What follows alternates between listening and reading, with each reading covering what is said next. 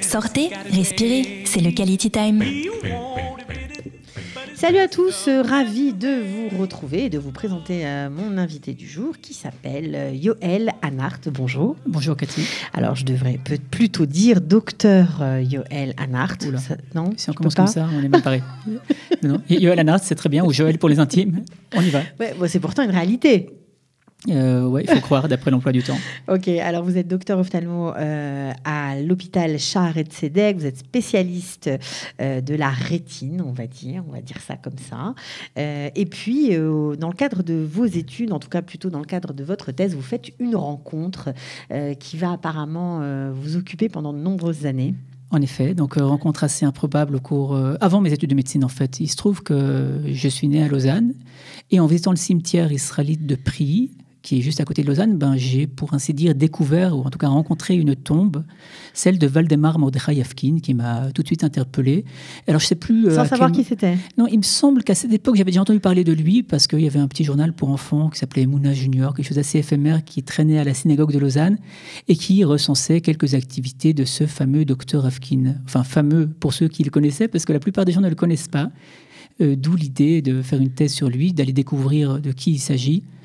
Et c'est ce que vous avez fait. Vous avez fait une thèse, vous en avez même fait un bouquin. Bon, alors un bouquin pas pour tout le monde, il faut bien le dire. Ça dépend, disons que c'est un pavé, il faut avoir de la patience, c'est 600 pages avec beaucoup de notes de bas de page, mais enfin c'est pas de ça qu'on va parler puisqu'il y a un nouveau bouquin qui est sorti. Mais enfin, il faut quand même dire que ça existe. Donc aux éditions Honoré Champion, en effet, en 2016. Donc ça, c'est une espèce de synthèse de la thèse en médecine et c'est destiné à un public de chercheurs plutôt ou de gens qui se passionnent pour l'histoire juive. Si jamais on a des chercheurs qui nous écoutent, ça s'appelle Biographie intellectuelle de Waldemar Mordechai Afkin. Voilà, et bon, alors c'est pas de ça qu'on va parler, mais c'est bien de dire que ça existe. Alors, suite à ça, vous êtes dit quand même, c'est tellement extraordinaire tout ce que j'ai découvert sur cet homme, sa vie est un roman, on peut dire ça comme ça, c'est le cas de le dire, vous êtes dit, je vais écrire une biographie de cet homme. Donc voilà, et ça c'est l'ouvrage qui vient de sortir aux éditions Lishma à Paris. Alors, édition Lishma, vous pouvez vous connecter sur le site des éditions Lishma, sch.com. Voilà, ça s'écrit SCH et vous pouvez même trouver le livre et le commander. Mais si vous habitez en France, il est déjà sorti. On peut l'acheter à Paris. Notamment. Et sauf erreur, il devrait arriver à Jérusalem, peut-être à Tel Aviv d'ici 1 ou 2 mois. Voilà, dans les librairies françaises que vous connaissez bien, la librairie du foyer ou la jolie librairie de notre ville, vice et versa. Alors, qui était ce Mordechai? Qu'est-ce que vous racontez dans ça? C'est là où ça devient intéressant. En fait, Waldemar Mordechai Afkin est né en 1860 à Odessa, dans une famille non seulement assimilée, en voie d'assimilation, mais qui prônait très ouvertement un modèle d'assimilation à la société russe. Son père travaillait pour la Société pour la promotion de l'instruction parmi les Juifs, donc, qui était le fer de lance de la Haskalah en Russie. Waldemar Afkin était destiné à un brillant avenir académique. C'était quelqu'un qui était très versé dans les études. Il maîtrisait parfaitement le latin. Des études de botanique. Oui, par la suite, en effet. Donc, il s'est branché sur la botanique, puis sur la bactériologie, qui était une science naissante. On est donc dans les années 1875-1880. Et il y a d'énormes découvertes qui changent le regard qu'on a sur les maladies. Et ce sont des choses qui interpellent Waldemar Afkin. Mais ce n'est pas tout. Le contexte historique le conduit à envisager très différemment sa carrière. En 1871, un grand pogrom ensanglante la ville d'Odessa. Et là, je crois qu'il est aux premières loges. Alors là, il a 11 ans, mais en fait, c'est plus tard. En 1880, il y a un deuxième... Enfin, entre-temps, le tsar Alexandre II a été assassiné. On ne va pas faire un topo sur l'histoire de la Russie de cette époque-là, mais les choses bougent et pas forcément dans le sens qu'aurait voulu son père. Donc, le premier pogrom, il a 11 ans, et le deuxième pogrom qu'il a va le bouleverser complètement, puisqu'il est aux premières loges.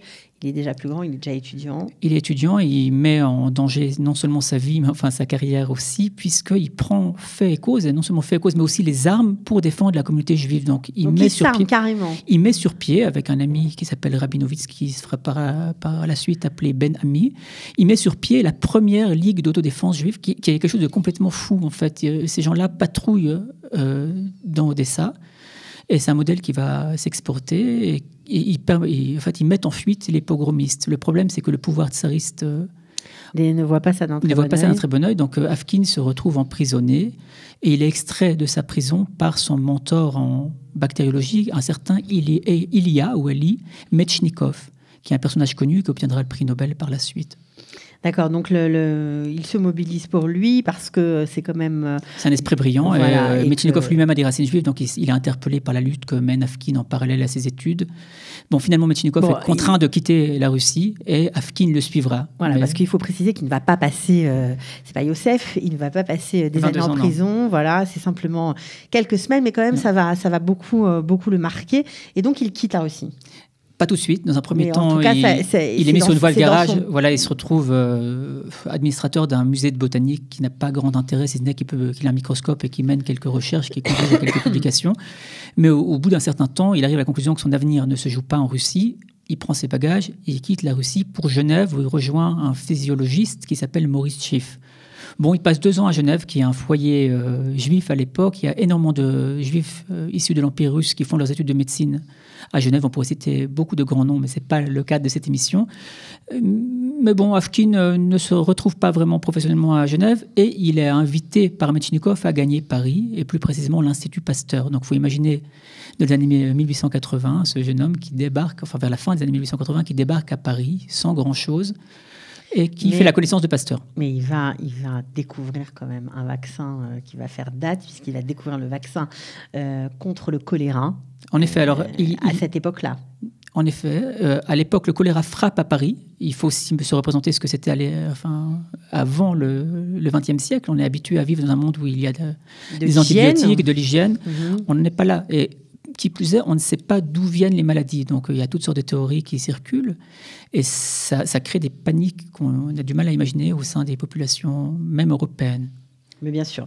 Donc ensuite, une fois qu'il crée ce choléra, il découvre aussi la communauté juive de France, on va dire ça comme ça. Il n'est pas encore très éveillé à ça. Oui, non, il est très éveillé à ça, en fait. Mais il n'est pas pratiquant. Il faut se méfier des catégorisations, évidemment. Okay, il a sa démarche identitaire, donc évidemment, s'il prend les armes pour défendre la communauté juive, il se sent intrinsèquement juif. Bien sûr. Et à l'époque, il a un sentiment identitaire et un sentiment identitaire très fort. À l'époque, il y a 2 grandes options, soit le communisme, soit le nationalisme. Et donc, il va du côté du nationalisme, qui s'appelle pas encore le sionisme herzlien, parce qu'il ne s'est pas développé. Donc, on est dans l'époque des Chovevet Tzion. Et il est lié à des gens qui deviendront les grands noms du sionisme pré-herzlien. Et donc, il a un rôle, effectivement, qui est centrale dans les Chovevet Tzion de Paris. Mais il se place en effet en porte-à-faux avec la communauté juive locale, enfin la communauté israélite, comme il faut dire à l'époque, puisque quand Pasteur lui demande qui il est, à son entrée, quand il arrive, il débarque à l'Institut Pasteur, Pasteur lui dit « Qui êtes-vous ? D'où venez-vous » Il dit « Je suis juif », ce qui est une phrase complètement improbable dans le Paris de l'époque. Donc il a une identité juive très prononcée. Très marquée, d'accord. Mais c'est vrai qu'il ne met pas les tefilines tous les matins, c'est ça la question. C'était ça la question, voilà. Donc mais ça, il les mettra par la suite et on y arrivera. Voilà. Donc ensuite, après avoir découvert le vaccin du choléra, il part en Inde. Alors, il faut expérimenter ce choléra. C'est quand même incroyable. C'est incroyable. Oui, non. Dans un premier temps, il a envisagé de se rendre en Indochine française. Ça ne s'est pas fait pour 1001 raisons. Et il est contacté par l'ambassadeur britannique à Londres qui lui donne des lettres de créance. Et donc, il prend le bateau pour se rendre en Inde. Et en chemin, il fait une escale à Aden pour répondre à votre question précédente. Et là-bas, il a une rencontre encore plus improbable que toutes celles qu'il a eues jusqu'auparavant. Il voit 2 énergumènes qui débarquent de leur montagne alors que son bateau l'attend. Et c'est à tout hasard, il prononce quelques phrases en hébreu. Il leur dit « Shema Israël, Hashem Elokeinu, Hashem Echad ». Et ces gens-là répondent. Et ça crée en lui un éveil identitaire et ça ouvre une réflexion sur le sens de ce que peut être juif. Il se dit « Si ces 2 personnes sont de la même communauté, de la même race, pour ainsi dire, que moi, alors qu'on est tellement différents a priori. Il faut se demander ce qui fonde notre identité juive. » Et bon, c'est très difficile de retracer un parcours intellectuel. C'est des moments. Il y a des moments clés. Voilà, si on veut garder comme ça de manière un peu simpliste certains événements clés, alors c'en est un autre événement préalable, c'est quand malheureusement à 7 ans sa mère décède et il se confronte à la communauté juive traditionnaliste d'Odessa sous la figure de Berdiansk plus précisément, qui est une bourgade pas très loin d'Odessa, sous la figure des hommes de la Chevra Kadisha. Le Kaddish le marque aussi à ce moment-là.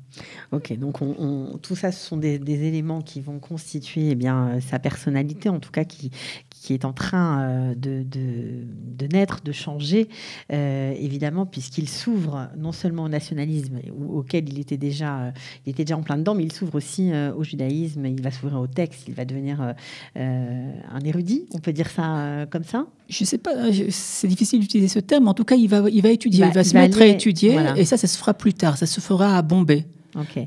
Alors justement, il part en Inde tester le choléra, il monte sur ce bateau, il y arrive, et puis là-bas, c'est carrément le grand succès pour lui. Pas tout de suite. D'abord, ça prend du temps. Ça prend du temps et il n'est pas vraiment soutenu par les autorités locales. Il faut comprendre que c'est un bactériologue et pas un médecin, qu'il est juif russe et pas sujet britannique. Donc il est suspect de tout, de quelque angle qu'on le regarde, il sort du cadre.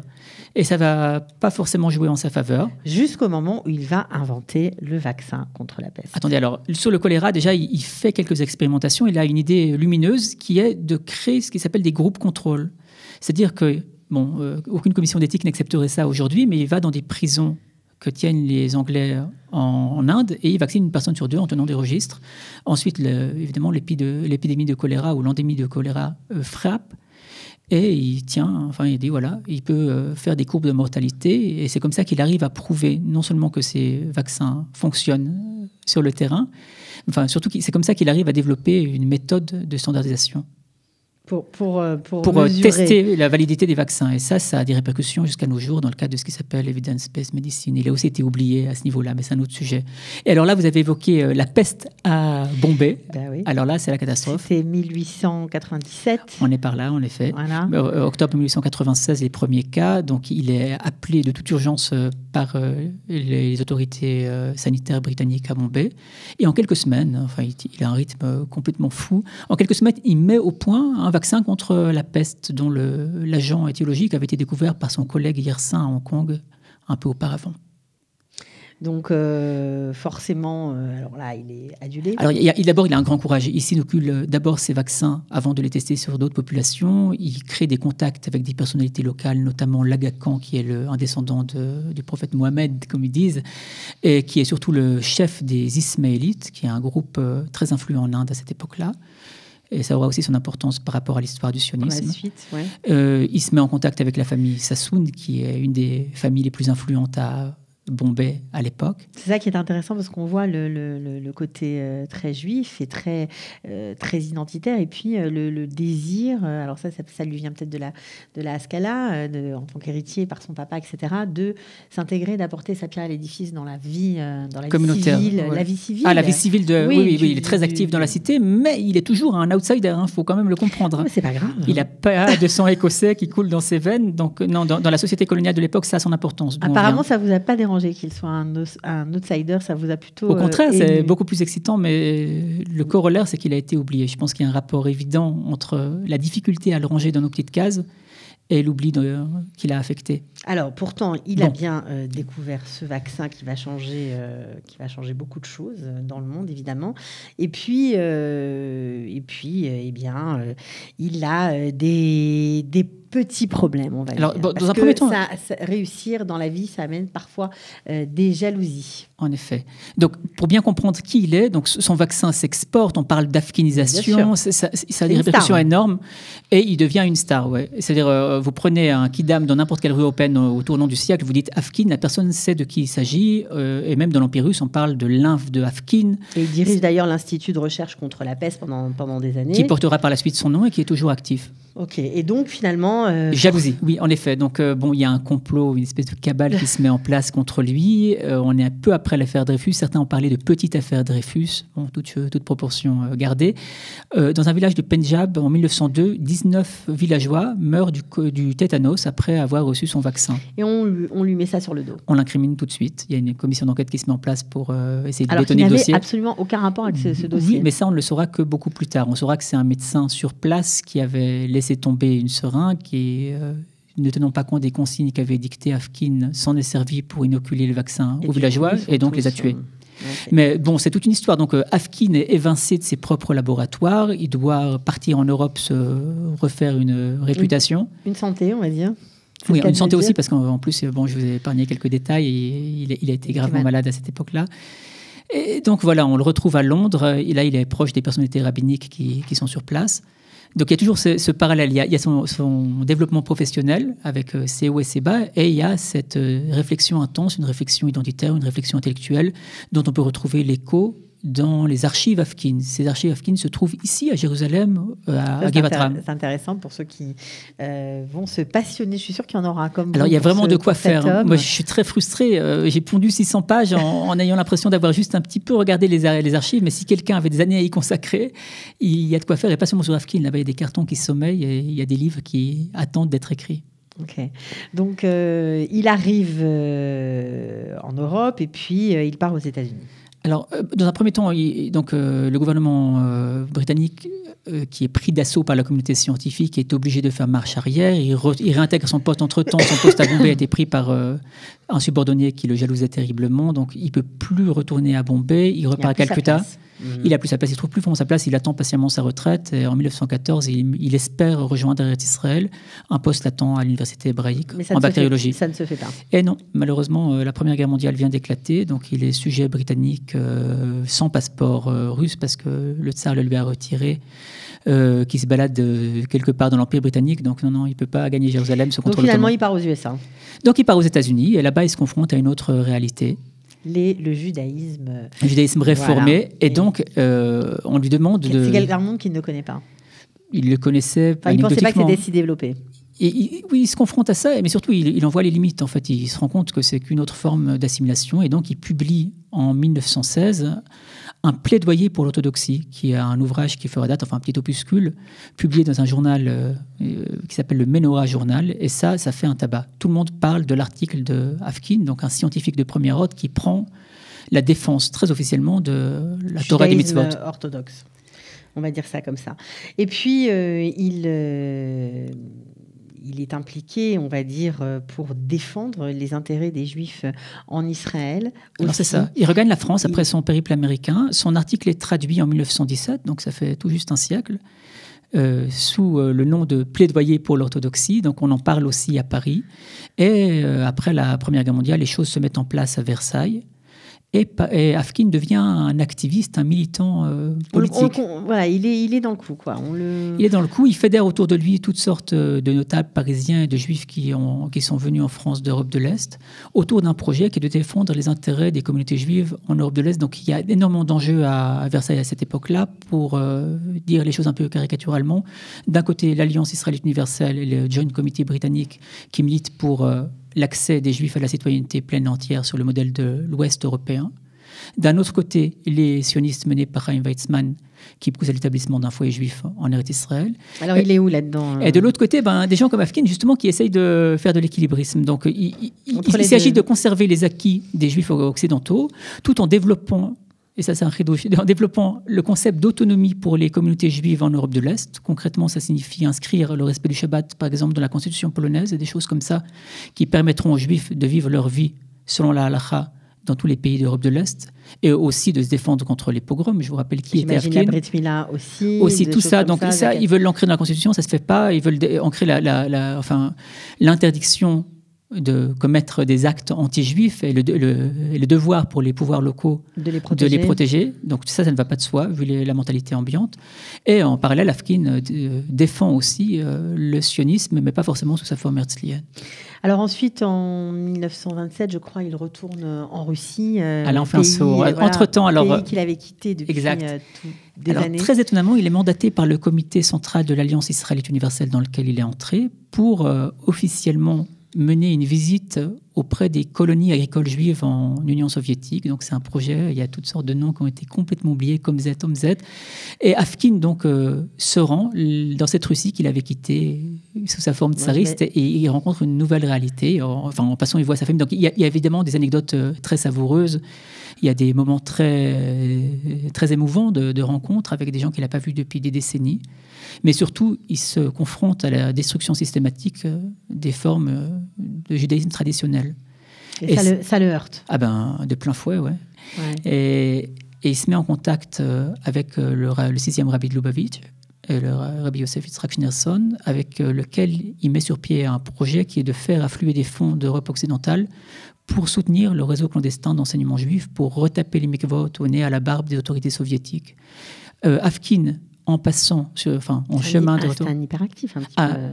Il avait beaucoup d'énergie. Il en avait vraiment en plus, il est déjà assez âgé, il a des problèmes cardiaques à l'époque et il se donne corps et âme pour la défense du judaïsme.